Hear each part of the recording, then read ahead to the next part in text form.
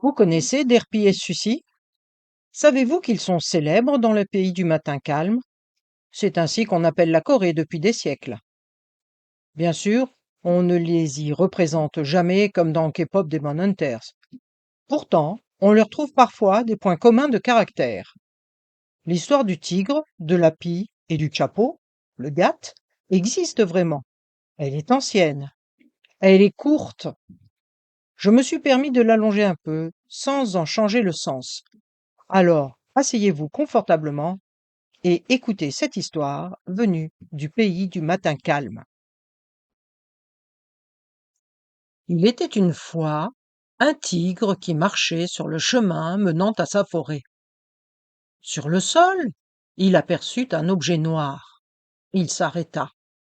Il en fit le tour. Il s'en approcha lentement. L'objet était aussi sombre que la nuit. C'était un gat. Mais comment aurait-il pu le savoir? Les rubans du chapeau dépassaient, tels des petits serpents. Le tigre tira finalement sur le ruban qui dépassait, puis recula très vite. L'objet ne bougea pas. Il hésita, recula, puis s'approcha de nouveau, curieux et méfiant. Il finit par s'en approcher et poser la patte dessus. Le chapeau s'affaissa, il reprit sa forme. Alors, après un long moment, il trouva judicieux de s'asseoir dessus. À cet instant, une pie, posée non loin, poussa des cris indignés. Le tigre se releva aussitôt. Il regarda l'objet, écrasé, surpris. La pie sauta près de lui. Tous deux tirèrent sur le chapeau, l'un d'un côté et l'autre de l'autre. Le chapeau s'étira, puis reprit lentement sa forme quand les deux lâchèrent prise. L'objet s'envola. La pie s'en empara et le posa sur sa tête. Le tigre voulut le récupérer, mais la pie s'envola. Bientôt, le tigre oublia le chapeau et reprit son chemin. Alors, la pie se posa doucement sur sa tête. Et au coucher du soleil, ils entrèrent dans un village.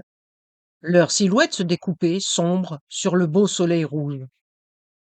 À contre-jour, on aurait dit un lettré rentrant chez lui. D'ailleurs, les villageois encore dans la rue s'arrêtèrent. Ils s'inclinèrent sur leur passage avec révérence, inquiets. Ils n'osaient pas lever la tête. Et quand enfin ils se redressèrent, le tigre, la pie et le gat avaient disparu dans la nuit. Personne ne dit rien. Les villageois rentrèrent chez eux, soulagés. Et voilà, j'espère que cette histoire vous a plu. Si vous aimez les petits contes coréens, je vous invite à venir faire un tour sur mon site.